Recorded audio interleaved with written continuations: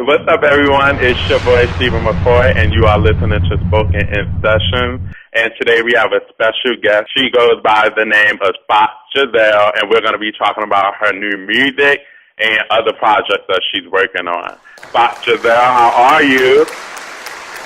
I'm doing good. How are you? Thank you for having me on your show. Thank you. I appreciate it. Now, you are the first transgender rapper. How does that feel to be the first to carry that title? Well, you know what? It's so funny about that because I didn't even realize that I was the first until, years ago when I was on the Tyra Banks show, and Tyra Banks basically put that out there. And, I never set myself out to be like the very first, but it didn't occur to me until she pretty much pointed that out. It's a huge weight to carry. It's definitely a huge weight to carry. Ever since then, though, I will definitely say there are other transgender rappers that have come after me. So it's good to know that I'm not the only one that's having to carry the title as just being the only tranny rapper out there. So. Right, like you created a platform for others to follow their dreams. Most definitely. Now, as we all know, hip-hop can be a very cruel world. Was it scary for you at first to take this stand to follow your dreams as a hip-hop artist, just knowing no other transgender had made this courageous move as you did beforehand? Well, yes, it was, because I always tell people I got started out in a hip-hop group. I was the only female, quote unquote, right, female in the group, and it was an all-male group, and that was my first start in the hip-hop game. That was really my first start. Is this when you were signed? Is this when you were signed to the record label? Because I know you were actually signed to a record label, correct? I'm still signed to an independent record label right now. Yeah. No, this was actually before I was signed. This was in my early 20s, late teens. That and this was my first start in the hip hop world. Oh, okay. Because I heard that you were signed to a record label, and when they found out everything, that they dropped you. You know what? Let me clarify that. Back in the day, I had two producers that were very close in ties with Aftermath. They were very close with Dr. Dre. Mm-hmm. They were gonna take me on. They were gonna mentor me and everything. And the thing is that they were just vibing off of me just on pure talent. I did not tell them no tea. I didn't tell them, hey, by the way, I'm also a tranny rapper, because I didn't want to risk losing the deal. Mm-hmm. So sooner or later, they found out the tea, and when they found out the tea, they dropped me like a bad boy artist. So that was the end of that.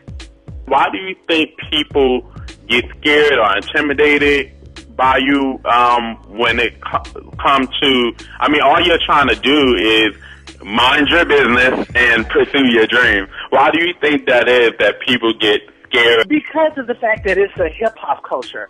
Hip-hop is really the only genre right now of music where it's kind of not okay to be gay or to be different.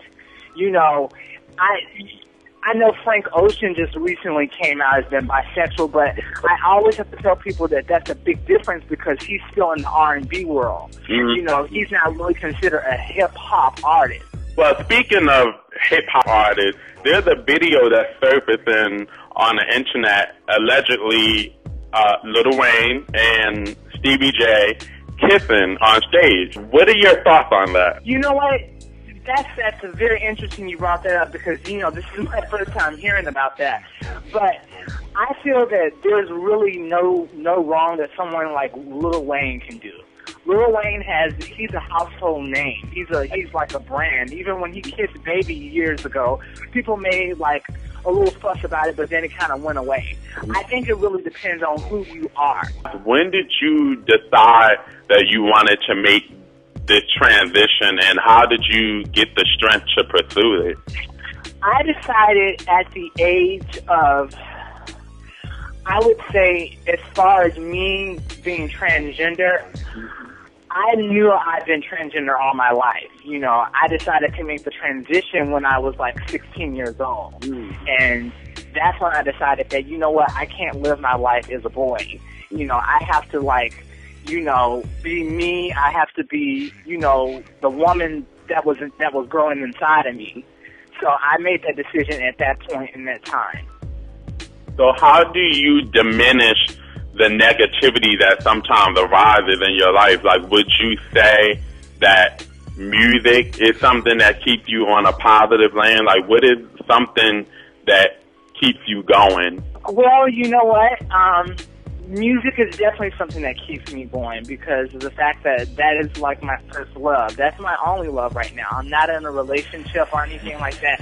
So I put like 100% of my energy into my music. But that's good. So I guess we shall talk about the most important thing while we're here because of the music. So you do have a new album coming out. The title of it is Elevation.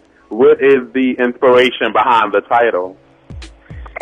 The inspiration behind the title is basically elevating myself from obscurity, elevating myself from addiction, elevating myself from just, you know, from bigotry, elevating myself from prejudice, elevating myself to the next level of success that I attained to get to. And that's where that whole inspiration came from, because I don't want to be a victim. I don't ever want people to feel sorry for me because I'm that tranny rapper that no one, you know, is really opening the doors for.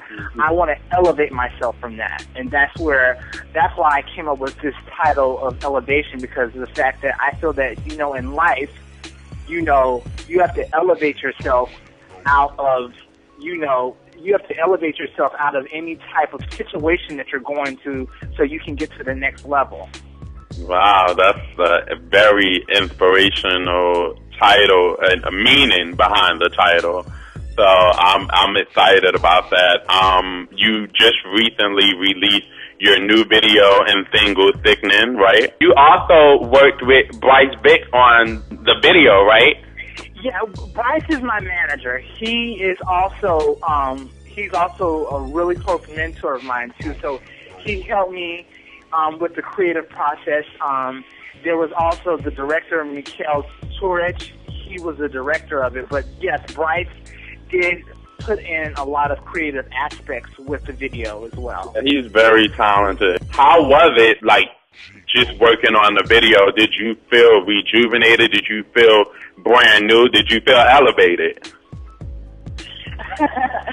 You know what? I did, most definitely. I definitely feel like it's a new level of my life that I'm getting to, because I just recently moved from the West Coast to the East Coast. So this is really my first major production that I've done out here in NYC. So that was like a really big thing for me, and I was really happy to have a team. That really believes in me and that can help me elevate myself to this next level of success that I'm going to. That's amazing. Where can people purchase your music? Where can we go and buy Elevation? Well, Elevation has not been released yet. Elevation is going to be released later on this fall, probably like the late part of November. However, the very first single, which is Sickening, that is on iTunes right now. Yeah. Sickening is on iTunes right now. It's on Amazon, Rap City, you know, cdbaby.com. If you go to my website, too, which is www.FoxxJazellmusic.com, which is spelled FoxxJazell music, there should be plenty of links there to get, like, all of my music. And as well as to contact you as well, right? Just in case anyone. Yes. My contact information is on there too. And also you can follow me on Twitter, which is twitter.com/FoxxJazell, and friend me and like my fan page on Facebook.com/FoxxJazell. So those are all like ways to get in contact with me. Great. Well, thank you so much for coming and talking to us about everything. I really think you are a great inspiration. Thank you. Just the fact that there is someone you're just being you and following your dreams, and I am in full support of that. So I wish you the best of all, and I will be supporting you, and I hope your fans continue to ride with you to the end. Most deaf.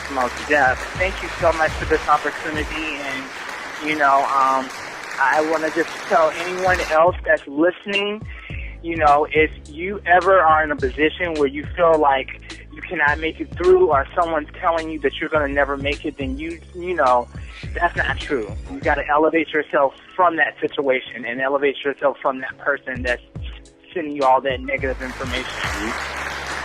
Well, thank you so much, FoxxJazell. We were happy to have you. Thank you. Bless you. All right, bless you. You have a great day. You too.